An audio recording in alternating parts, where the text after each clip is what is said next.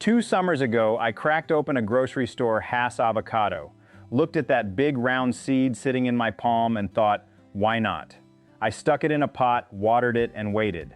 8 weeks later, I had a sad little stem with 2 leaves and zero clue what to do next. That tree is still alive, by the way, and I learned more from the mistakes I made with it than from any article I read online. Today, I am walking you through the full process of turning a store-bought avocado seed into a fruit-producing tree. You will learn the exact potting method, how to water without killing the roots, a pruning technique that keeps the tree productive instead of lanky, the repotting schedule so you do not stunt growth, and the one technique that cuts your wait time from a decade down to about 4 years. If you have been frustrated by vague advice that tells you to stick toothpicks in a seed and hope for the best, this is the straight answer you have been looking for. Let me walk you through it. Start with your materials, because this is where people overthink things and spend money they do not need to spend. You need a 1-gallon nursery pot with drainage holes. Not a decorative ceramic pot, not a fancy self-watering planter. A basic black nursery pot that costs less than $1 at most garden centers.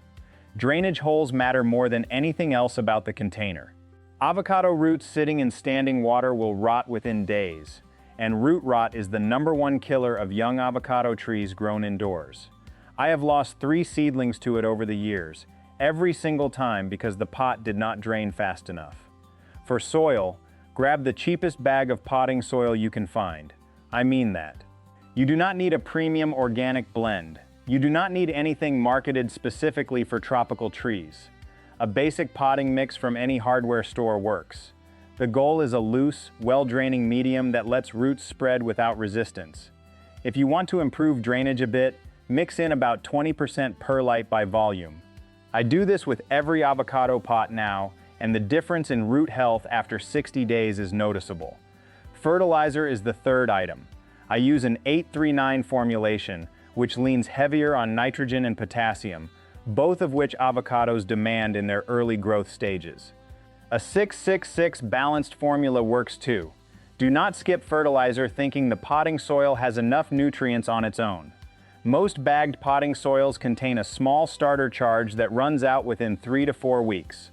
After that, your seedling is starving unless you supplement. Now the seed itself. After you eat the avocado, rinse the seed under warm water and peel off that thin brown skin. You do not have to remove it, but I have found that seeds with the skin removed germinate about a week faster on average. I tested this with a batch of 12 seeds 2 years ago, 6 peeled and 6 unpeeled. The peeled group sprouted in an average of 28 days. The unpeeled group took 36. Not a dramatic difference, but if you are impatient like me, every week counts. Look at the seed and identify the top and the bottom. The bottom has a flat or slightly concave spot, like a belly button. The top comes to a subtle point. You always plant belly button down. If you plant it upside down, the root will emerge from the top, curve around the seed, and grow downward, wasting energy and sometimes producing a weaker initial root system. I have seen this happen, and the seedling took an extra 3 weeks to establish compared to a correctly oriented one. Fill your pot with potting soil to about the halfway mark. Sprinkle in roughly half a cup of fertilizer and mix it into the soil with your hands. Then add more soil until the pot is full, keeping the mix loose. Do not pack it down. Compacted soil restricts root growth and holds too much moisture. Make a shallow depression in the center. Set the seed belly button down and push soil around it so that about 1/4 to 1/3 of the seed is still visible above the surface. You are not burying it completely. That exposed top is where the stem will emerge. Take the remaining half cup of fertilizer and sprinkle it around the edge of the pot, not near the seed. Fertilizer concentrated right next to the seed can burn the emerging roots. Keep it along the rim and let the water carry the nutrients inward gradually. Water the pot thoroughly. I mean, soak it until water pours out of the drainage holes for a solid 30 seconds. Then set the pot aside and leave it alone for 2 to 3 days. Avocados prefer a cycle of deep watering followed by a dry period. Do not water on a schedule. Instead, stick your finger an inch into the soil. If it feels damp, walk away. If it feels dry, give it another deep soak. In my experience, overwatering kills more avocado seedlings than underwatering by a wide margin. I want to address the toothpick and glass method because I know many of you have tried it or plan to try it. You stick 3 toothpicks into the seed, suspend it over a glass of water belly button down, and watch the roots grow through the clear glass. This technique was designed as a classroom demonstration for children so they could see root development in real time. It works, but it offers zero advantage over planting directly in soil. The roots that develop in water are water roots, and when you eventually transfer the seedling to soil, those roots often struggle to adapt. You end up with a transition period of transplant stress that you could have skipped entirely by starting in soil. If you want to do a few seeds this way for fun, go ahead. But for your serious attempts, plant in soil from the start. Now here is where patience becomes part of the process. Some seeds sprout within 2 weeks. Others take 2 months or longer. You might stare at that pot for weeks and see nothing happening above the surface. But below the soil line, roots are developing and spreading through the potting mix. Do not give up on a seed until at least 90 days have passed with no sign of growth. I had one seed that sat dormant for 73 days before it finally cracked and sent up a stem. That tree is healthy and about 4 feet tall now. Once that first stem appears, growth picks up fast. You will see it shoot upward and begin producing small leaves within a week or 2. This is the moment most first-time growers make a critical mistake. They let the tree grow tall and skinny without pruning, and they end up with a spindly stick that cannot support fruit later on. Pruning an avocado seedling is simple, and you do not need shears for the first several months. Every time you see a little horn of new growth emerging from the top of the stem, pinch it off between your thumb and forefinger. That is it. Pinch and discard. This sends a hormonal signal down the stem that triggers thickening and lateral branching. You want a bushy, wide avocado tree shaped like a dome, not a tall, narrow pole. A bushy shape means more branches, which means more sites for flowers and fruit later on. I pinch new top growth on my seedlings roughly every 10 to 14 days during the growing season. If you are feeling more confident or have multiple seedlings to experiment with, you can also trim the stem back with clean pruning shears to a point about 6 to 8 inches above the soil. Leave at least 4 leaves on the remaining stem so the plant can continue photosynthesis. This more aggressive cut produces even more branching but carries a small risk if the plant is weak. I would save this technique for your strongest seedling and use the pinching method on the rest. Before I move on, I am curious about something. Where are you watching from today? Drop your city or state in the comments below. I get messages from people growing avocados in places I never expected, and I read every single one of those comments.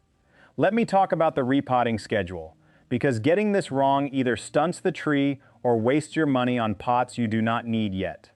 Your seedling starts in a 1-gallon pot. After about a year of growth, when you see roots poking out of the drainage holes or circling the inside of the pot, move up to a 3-gallon pot. A year after that, go to a 7-gallon. A year after that, a 15-gallon. Each step up gives the root system room to expand without drowning it in excess soil that stays wet and invites fungal problems. To repot, add enough fresh potting soil to the bottom of the new, larger pot, so that when you set the old pot inside it, the rim sits level with the top of the new pot. That way, the soil surface of your tree stays at the same height. Squeeze and flex the old nursery pot to loosen the root ball. This is another reason I like cheap nursery pots over rigid ceramic. You can bend them, squeeze them, even cut them away with scissors if the roots are stubborn. Slide the root ball out and drop it into the new pot. Fill around the edges with fresh soil up to the rim. Do not pack it. Sprinkle fertilizer around the edge of the new pot, water it deeply, and you are done. Your tree might look a little droopy for a few days after repotting. That is transplant shock, and it is normal. Keep watering on the same test the soil schedule, and the tree will recover within a week or 2. Resume your pruning routine about 30 days after repotting to let the tree focus its energy on root establishment first. Here is an important detail I want to add that most guides skip. Avocados grown indoors need more light than you think. Most houses do not provide enough natural light for strong growth. If your seedling is sitting on a windowsill and the stem is leaning hard toward the glass, that is a sign it needs more light. I moved my indoor avocado under a basic full-spectrum LED grow light about 3 years ago, running it for 14 hours a day, and the difference in stem thickness and leaf size was dramatic. The stem diameter nearly doubled within 4 months compared to a windowsill seedling of the same age. A decent grow light costs about $30 and makes a measurable difference. Temperature matters too. Avocados prefer daytime temperatures between 60 and 85 degrees Fahrenheit and nighttime temperatures above 50. If your house drops below 50 in winter, your tree will stall and may drop leaves. I keep mine in a room that stays around 65 degrees year-round, and growth is consistent even through January. Now let me get to the part that changes the whole equation. Everything I have described so far, growing a tree from seed, is called the seedling method. A seedling avocado tree takes roughly 8 to 12 years to reach sexual maturity and produce fruit. And here is the kicker: you have no idea what that fruit will taste like. Avocado seeds do not produce clones of the parent fruit. Every seedling is genetically unique.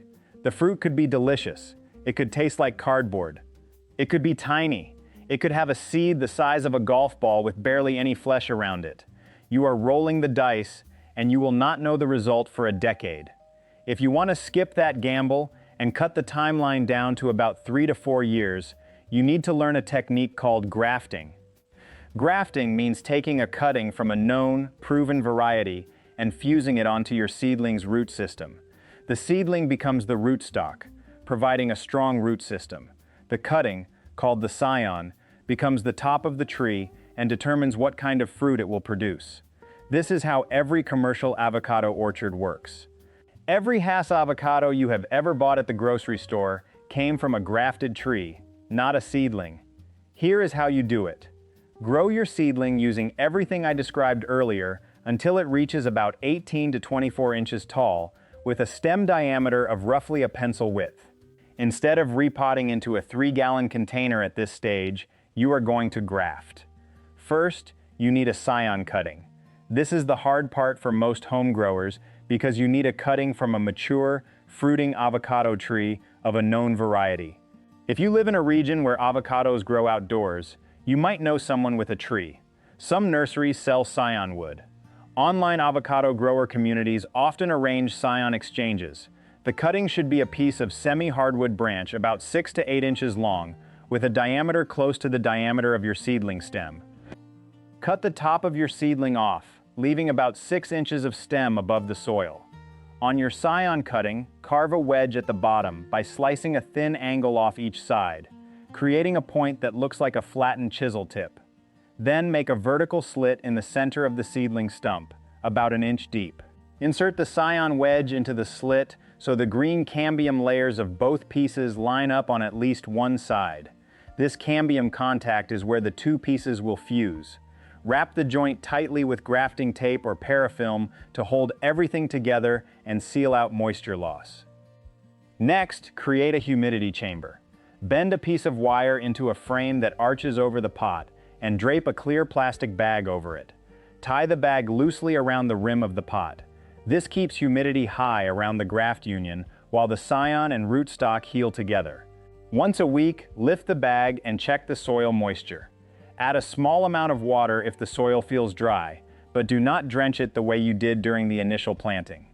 Within 3 to 6 weeks, you should see new green growth emerging from the buds on the scion wood. That means the graft has taken. Remove the humidity chamber gradually over the course of a week, opening the bag a little more each day so the tree can acclimate. Leave the grafting tape in place. It will eventually crack and fall off on its own as the trunk expands, or you can remove it after about 6 months. From this point forward, treat the grafted tree the same way you treat a seedling. Continue the pinch pruning technique on new top growth. Fertilize around the rim of the pot every 60 days. Water on the soak and dry cycle. Repot as the tree outgrows its container. The difference is timeline and predictability. A grafted tree can produce its first flowers in as little as 3 years. The fruit will be the same variety as the parent tree you took the scion from. If you grafted from a Haas, you get Haas avocados. If you grafted from a bacon or a fuerte or a reed, that is what your tree will produce. No guessing. No waiting a decade to find out you grew something inedible. I want to give you one more piece of advice that I learned the hard way. If you live in a climate where avocados can go outdoors permanently, the transition from pot to ground matters. Do not plant your tree in the ground during a dry spell. Time your planting for the start of the rainy season, or at least a period when you can provide consistent irrigation for the first few months. The root system needs time to establish in native soil, and dry conditions during that transition period can set the tree back by a full year of growth. Once the tree is in the ground, your care routine changes. Watering follows the same principle, deep soaking followed by a dry period, but you will water less frequently because ground soil retains moisture longer than a pot. Fertilizer shifts from every 60 days to twice a year.